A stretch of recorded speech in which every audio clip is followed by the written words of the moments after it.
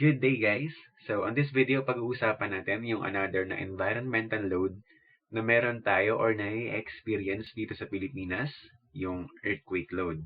So dahil ang Pilipinas ay nakahanay sa tinatawag na Pacific Ring of Fire, so prone tayo na magkaroon ng malalakas na earthquake.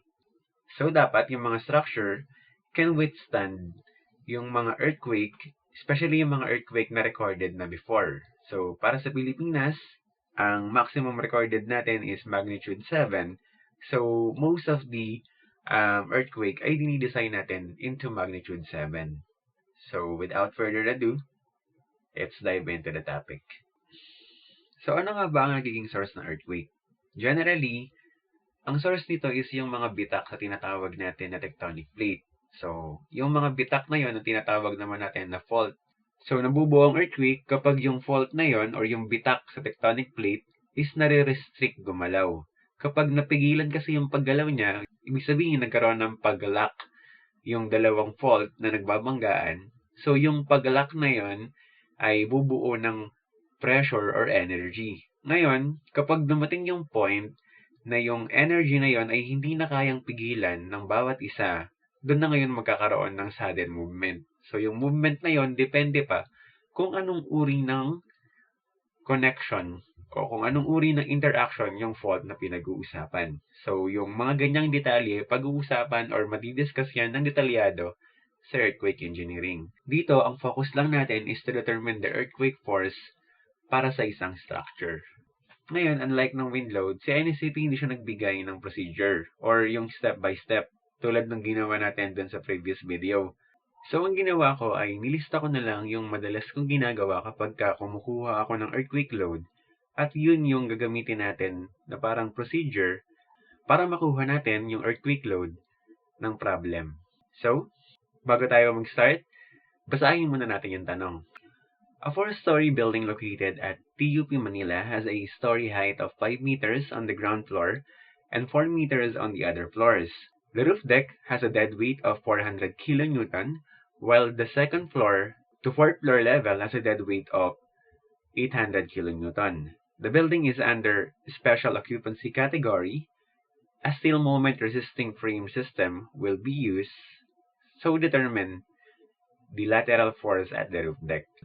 So before tayo mag-start ng solution, so let me draw muna kung ano yung problem para magkaroon tayo ng clear na understanding kung ano siya. So sabi, 4th floor daw.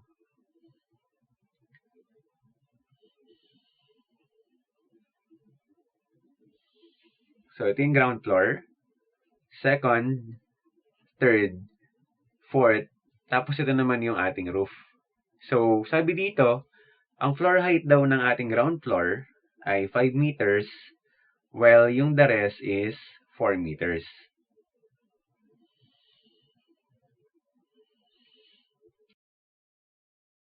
And then, sabi rin dito, na yung weight or dead weight ng ating roof is 400 kilonewton, while the rest ng mga palapag is 800 kilonewton.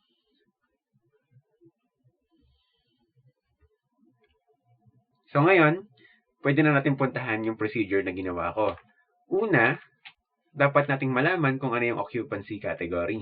So sinabi naman siya dun sa tanong. Ang sabi, special occupancy category daw yung building natin. Ngayon, kapag pinuntahan natin yung corresponding page sa NSCP, ito yung makikita natin. So under ng seismic importance factor, ito yung occupancy category. So ito yung reason kung bakit natin siya kinuha para malaman natin kung ano yung corresponding value na kukunin natin. Pero this time, dalawa yung importance factor. Meron tayong I, at meron tayong I sub P. So, sa baba naman, binanggit kung sino or para saan si I sub P. Sabi dito, the limitations of I sub P for panel connection. Ang focus natin is hindi yung panel connection itself, kung hindi yung mismong framing system. Kaya dun tayo ngayon magpo-focus sa second column, which is yung I. So, tayo ay under ng, so occupancy is third occupancy or yung special nga. Ang tanong ngayon, ano yung importance factor natin?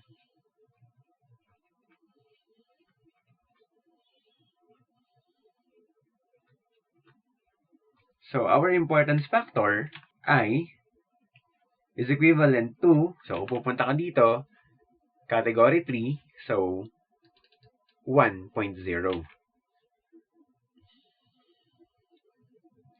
Ngayon, balik tayo dun sa ginawa kong procedure. Pupuntahan natin kung anong soil profile type. So, para sa soil profile type, so ito naman yung section para ma-define siya. So, dito, merong computation. Kung alam mo yung shear wave velocity ng foundation na paglalapagan ng building, or kung alam mo yung SPT or yung tinatawag na Standard Penetration Test, lahat yan ay under ng foundation engineering. Kung yung soil na paglalapagan ng structure natin ay may mga ganitong data, pwede nating malaman kung ano yung magiging soil category natin. Pero dahil wala tayo nun, gagamitin ko yung paragraph na ito. Sabi dito sa exemption, when the soil properties are not known in sufficient details to determine the soil type, type SD shall be used. So, yun yung ngayon yung gagamitin natin.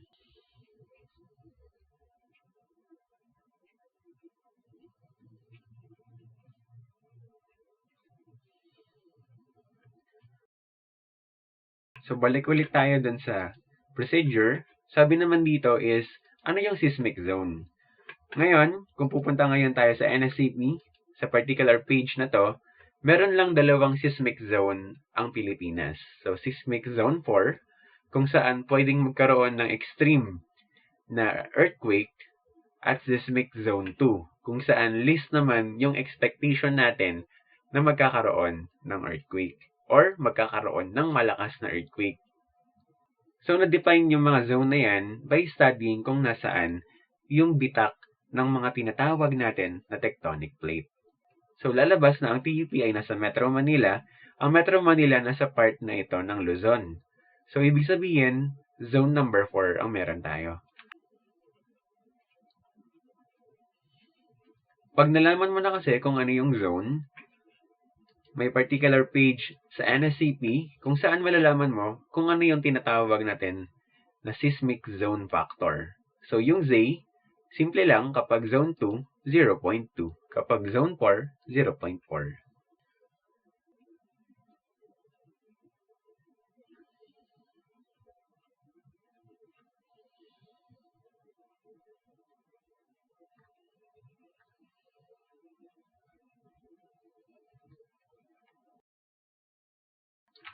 So, balik tayo dun sa procedure. So, alamin natin kung ano yung seismic force system na meron tayo. So, binanggit naman yun dun sa tanong. Sabi dito, we are using a still moment frame resisting system. So, mahalaga na dinefine kung anong uri ng system ang ginamit to resist the lateral force. Kasi doon natin ibabase yung mga gagamitin natin na parameter. Of course, magkakaroon kasi ng impact kapag pinuntahan natin yung particular na table na to. So, para sa framing system na steel ang ginamit, so ito yung mga resisting system na available. So, paano nga ba gamitin yung table na to? So, simple lang. Kapag hindi ka masyadong confident sa gagamitin mo na resisting system, pwede ka ngayon gumamit ng mababang numero. Ano nga ba yung numero na sinasabi ko? So, mag-focus ka ngayon sa value ng R. Halimbawa, para sa brace frame where bracing carries gravity load, so kapag yan ang pinili mo, yung R magiging 4.4. So, imaginein mo na yung 4.4 na yon magiging denominator kasi yon. So, ibig sabihin, kung denominator siya, mas maliit yung value niya. Kung ikukumpara mo dito, meron tayong 6.5, merong 7, merong 8. So, kapag mas maliit ang denominator, mas malaki yung force na mabubuo. Ibig sabihin lang nun, mas magiging malaki yung designing force mo. At kapag mas malaki yung designing force mo, magiging malaki rin yung cross-section na kalalabasan. Ngayon, on the other hand, kapag confident ka naman sa ginamit mo na framing system, pwede ka ngayon pumili ng mataas na value ng R. Halimbawa, itong 8, itong buckling restrained brace frame moment resisting beam column connection. So, ibig sabihin nun, dahil magiging denominator yan ng ating force mamaya, so mas maliit yung force na mabubuo. Well, ibig sabihin lang din nun, confident yung designer sa resisting frame na meron siya. Kasi kung mas maliit yung magiging designing force, so mas maliit rin yung section na gagamitin para dun sa structure. Kailangan lang ma-assure mo na yung resisting system mo ay talagang mag-work. Kasi kung ginamit mo yung 8 na value, tapos hindi naman talaga yun yung value niya, halimbawa, pinili mo yung buckling restrained, tapos yung performance ng actual frame mo, umabot lang dito sa ordinary concentric brace, which is 3.2. So what will happen is, lalaki yung actual force mo, at dahil hindi na-design doon yung member, magkakaroon ng failure. Okay? So, sa madaling salita, kung hindi ka ganun ka-confident, pumili ka ng mababang number. Kapag ka mababa kasi yung number, magiging denominator nga siya later, so mas malaki yung force na mabubuo, at mas magiging malaki rin yung section mo. So, ang sabi sa atin, we are using a moment resisting frame. So, pipiliin ko na special moment resisting frame yung gagamitin natin. So, ibig sabihin, gagamit tayo ng SMRF. Kung saan, yung SMRF, meron siyang R na equals sa 8.0 at meron siyang omega na equals sa 3.0. So kapag bumalik ngayon tayo dun sa procedure, number 7 na tayo. So aalamin natin kung ano yung seismic source type natin. So paano mo malalaman kung ano yung seismic source type mo? Yung DOST at yung PVOLCS, meron silang ginawa yung tinatawag na fault finder. So ito yung example nun. So ito yung TUP at ito naman yung distance niya mula sa active fault. So anong fault system pinakamalapit ang TUP? Sa West Valley Fault. Gaano siya kalapit? 9.1 kilometers. So ngayon, paano mo malalaman kung ano yung source type? Pupunta ka ngayon sa table na ito. So, seismic source type. So, meron tayong type A, type B, at type C. So, si type A, yung mga fault line na pwedeng mag-produce ng earthquake na may magnitude between 7 tsaka 8.4. Si B naman, between 6.5 tsaka 7, tapos yung less than ng 6.5, yun na ngayon yung kay type C. Kapag hinanap mo ngayon yung possible earthquake na ipoproduce ng West Valley Fault, lumalabas na yun ay lampas ng 7. So, sa huli kong nakita, mayroon doon research kung saan they assume na pwedeng maglabas or mag-produce ng earthquake sa West Valley na around 7.2 to 7.4. So ngayon, dahil doon, magiging seismic source type A tayo.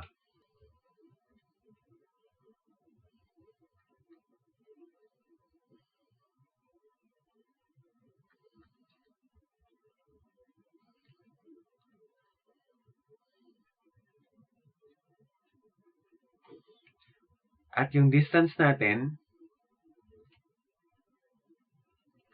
is equivalent to 9.1 kilometers. Balik ulit tayo sa procedure. So, tapos na natin yung 7, as well, tapos na rin natin yung 8. Again, ginamit ko yung fault finder na output ng DOST at ng PVOLCS. So, para sa ating next procedure, kailangan natin kunin yung near source factor, N sub A, N sub B, C sub A, at C sub B. So, paano natin makukuha yon? Simple lang. Meron tayong table dito.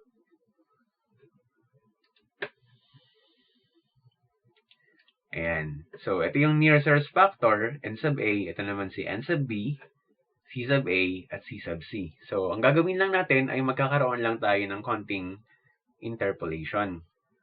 Dahil source type A ang ating earthquake, so hahanapin natin sa tatlo kung saan natin pwedeng i-interpolate yung distance natin. Ang distance ng ating structure from the West Valley Fault is 9.1 kilometers. So, dapat in between ng pagpipilian natin. So, 5 and 10 yung gagamitin natin. So, we have 1.2 minus, para dun sa 10, 1.0. Tapos sa ibaba, yung distance nila, this is 5, this is 10 kilometers. Equals yan kapag interpolate natin. So, we have 1.2.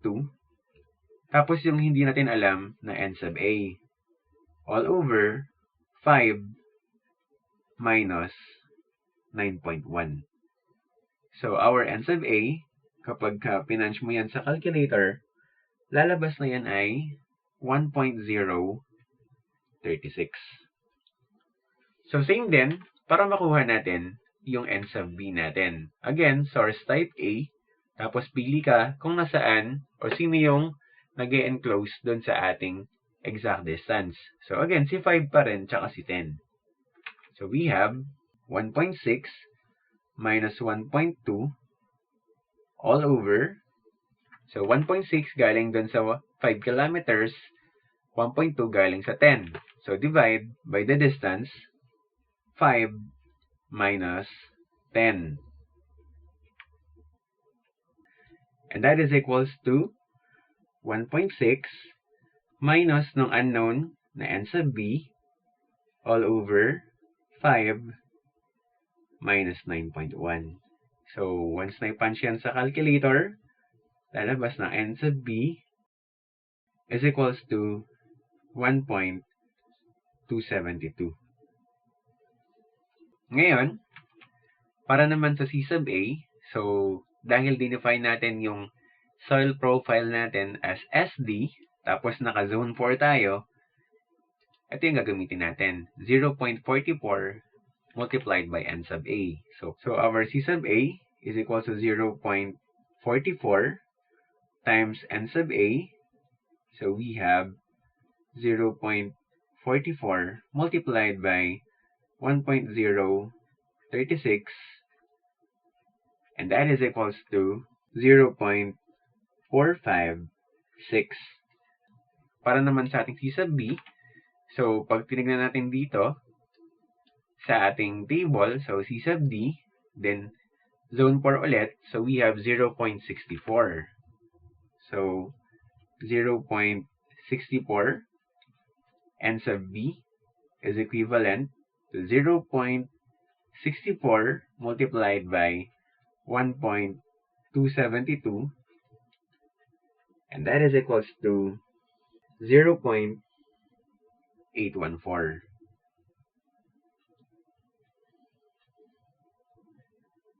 So, balik ulit tayo sa procedure. Yung R tsaka yung omega, nakuha na natin ito. Punta ngayon tayo sa 14. So, yung 14 is yung pagkuha ng C sub T, pati ng H sub N. So, for our C sub T, pipili ngayon tayo. C sub T is 0.0853 for still moment-resisting frames. 0.0731 naman para sa reinforced concrete. 0.488 naman for other buildings. Dahil still yung ating framing system, pipiliin natin na ito ay C sub T equals 0.0853.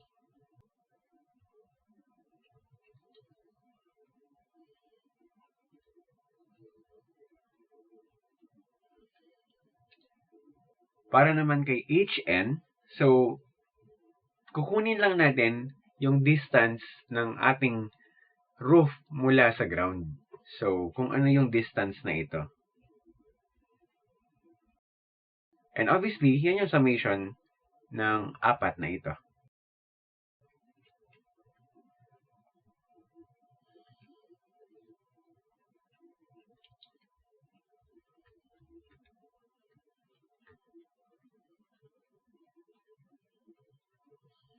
Equals to 17 meters. Ngayon, para malaman natin kung ano yung structure period, gagamitin natin yung formula na to. Since lahat naman ng nasa loob niya ay nafilapan na natin.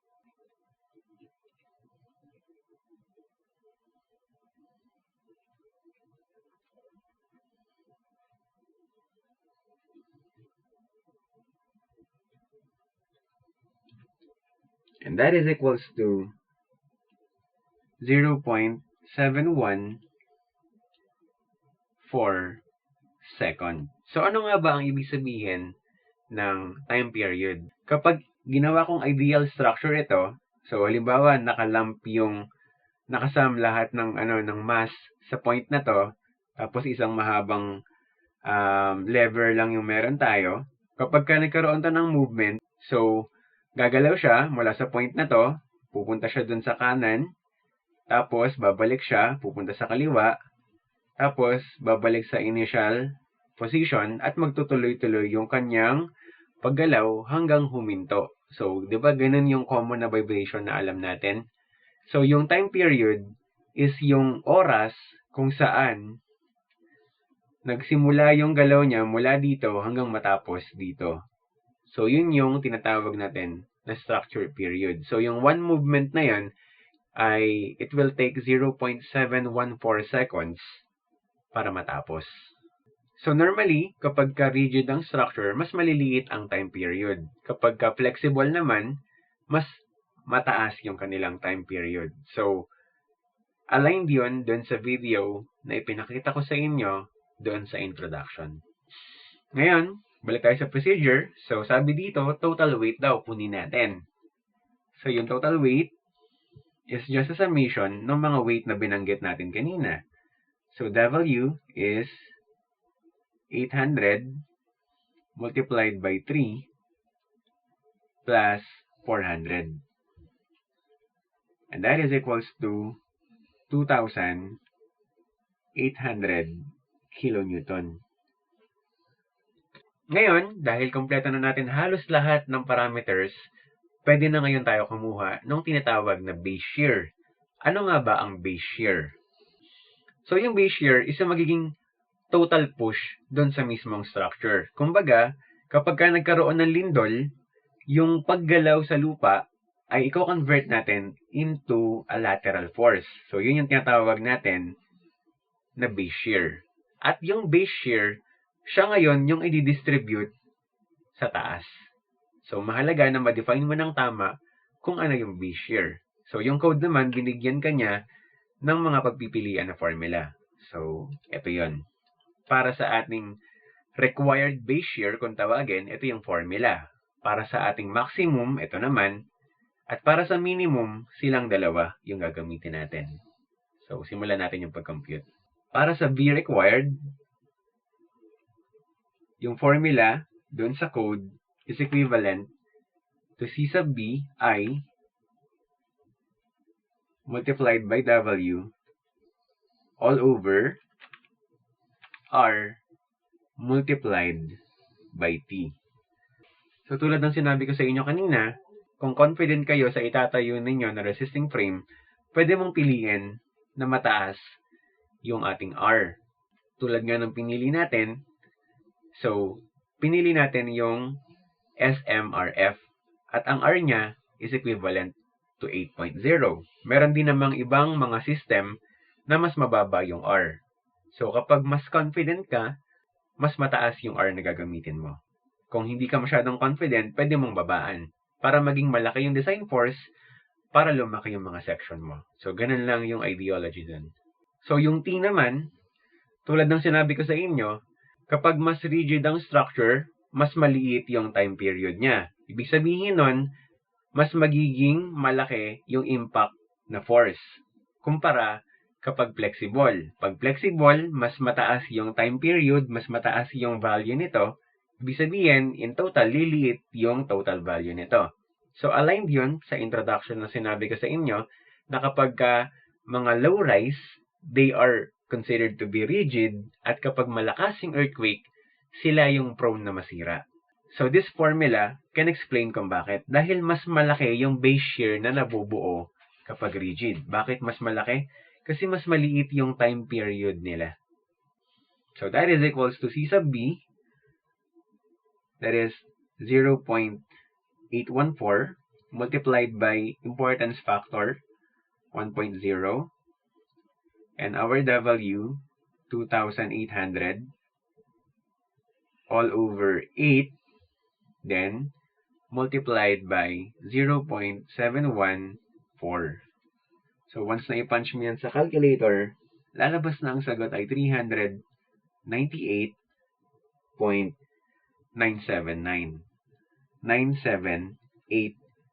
kilonewton. Para yan sa required. Ngayon, i-check natin yung maximum. So, we have Vmax is equivalent. So, yung formula niya is 2.5 C sub A I multiplied by W divided by R.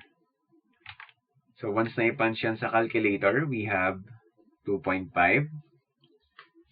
multiplied by 0.456 multiplied by importance factor multiplied by weight all over 8. And that is equals to 398.86.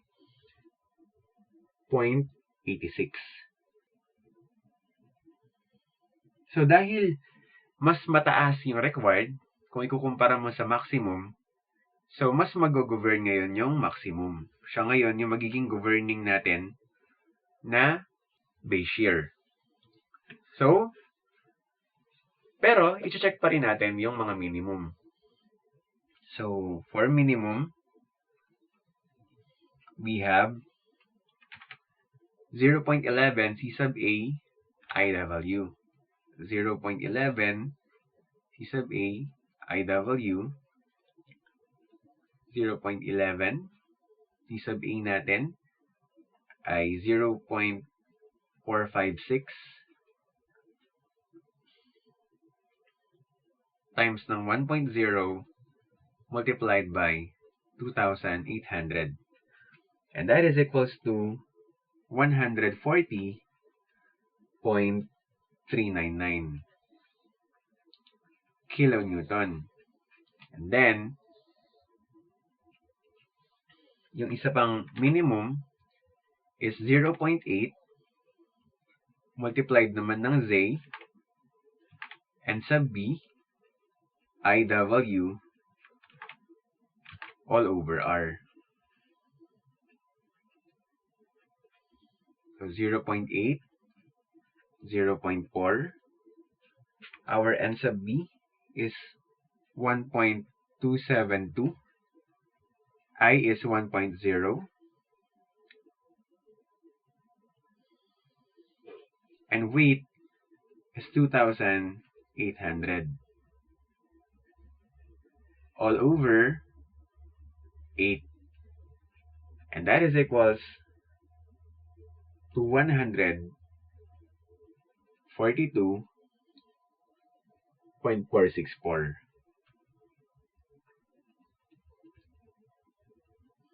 Ngayon, kung sino sa dalawang minimum ang susunod, syempre yung pinakamataas. Ito yung dapat na masunod. Kasi nga, so halimbawa nag-govern yung 141, so lalabas na yung 141 ay mas mababa sa 142. So, ang pipiliin natin sa kanila ngayon dalawa is yung mas mataas. Okay? So now, meron na ngayon tayong governing na base shear. So, kumbaga, kung babalikan ko yung drawing, yung force na nandito sa ilalim is 398.86 kilonewton. Tapos yan ngayon yung itatransfer natin sa taas. I-distribute natin siya. So, bago tayo mag-distribute, kukunin muna natin yung isang mahalagang parameter. So, dahil ang distribution natin ay vertical, so pataas, pupunta ngayon tayo doon sa section kung saan dinidiscuss yung vertical distribution. At bago tayo magsimula, kailangan natin munang kunin yung concentrated force doon sa top. Ibig sabihin, yung F sub T. At yung F sub T, ito yung formula niya. So, 0.07 multiplied by the time period at multiplied by the governing base shear. So, our F sub T is equivalent 0.07 time period base shear. We have 0.07714, and then base shear natin is 398.86. So, and that is equals to 19.939 kilonewton. So, dahil nakuha na natin yan, balik ulit tayo dun sa procedure ng section na yon. So, gagamitin natin yung formula na to distribute yung ating force or yung base shear natin papataas. So, kailangan nating fill upan lahat ng variable na nandito. So, gagawin ko, itatabulate ko sila. So, tawagin natin tong level. So, we have roof, fourth, third, at second floor. Hanggang second floor lang, of course, kasi hindi naman natin lalagyan yung ground kasi lupa na yung nandun. So, yung weight ng kada floor, based dun sa tanong, sabi niya 400 daw yung roof, tapos 800 na yung rest. Ngayon, yung height nila, mula naman doon sa ground, so we have 5, tapos plus 4, ito naman 9, plus 4 ulit, 13, plus 4, 17. So, doon sa formula kasi, kailangan natin makuha yung W multiplied by H. So, we have 400 multiplied by 17, and that is equals to 6,800. So, doing the same pattern, we have 10,400, 7,200, as well as 4,000.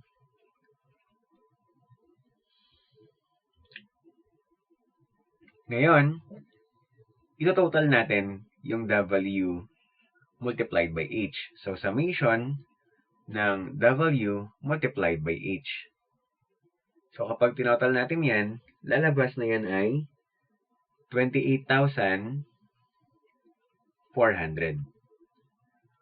So, dahil nakuha na natin yung multiplication ng W at H, pati yung summation nila, as well, meron na rin tayong F sub T. Kapag binalikan ko yung formula, so meron tayong summation ng WH, multiplication nila, tapos yung V sub T or F sub T, tapos meron tayong V. So, kumpleto na natin. Pwede natin makuha ngayon yung lateral force kada palapag. Okay? So, dito, F sub T or F sub X na lang yung tawag natin. Gamit yung formula na tinuturo ko kanina, so we have the base shear factor, 398.86, minus ng FT daw, 19.939, multiplied ng corresponding na W multiplied by H, so 6,800, divided ng total, which is 2 or 28,400. So, kapag pinunch mo yan sa calculator, ang lalabas ay 90.728 kilonewton. So, kapag ginawa mo yung pattern pababa, ito lang yung portion na babaguhin natin. So, instead na 6,800, magiging 10,400 na. And then the rest, pare-parehas lang. So, we have 138.76 kilonewton. Tapos, yung susunod, gawin mong 7.2. Then, same pa rin. So, we have 96.064. And then, same pa rin, babaguhin mo lang, 4,000. So we have 53.396 or 369 kilonewton. So sa madaling salita, meron na ngayon tayong lateral force. So kung i-drawing ko ulit yung building, so we have, ito yung building, second floor, third floor, fourth floor. So sa second floor, meron tayong force na 53.369 kilonewton. Sa third floor naman, meron tayong 96.064 kilonewton. And then, sa fourth floor, meron tayong 138.76 kilonewton. And then, wag niyong kakalimutan na bago mo kunin yung 90, ipa-plus mo muna lagi yung ibinabawas natin kanina na f sub t. Kapag hindi mo kasi ipinlas yung 90 kay f sub t, kapag sinamation mo ito, hindi siya magiging equal kay base shear. Naalala nyo, sinabi ko kanina, yung base shear ay nasa pinaka-baba at i-distribute lang natin siya pataas. So, dapat, kung ano yung value ng base shear, siya pa rin yung na-distribute sa taas. So, kapag hindi mo pinag-plus yung 90, pati yung FT, hindi sila magiging equal. Okay? Ganun yung procedure. Standard procedure yun. Laging ipina-plus sa tok-tok yung FT. So, we have yung ating rooftop. So, yung magiging Fx niya is equivalent to 90.728 plus 19.939. And that is equals to 110.667 kilonewton.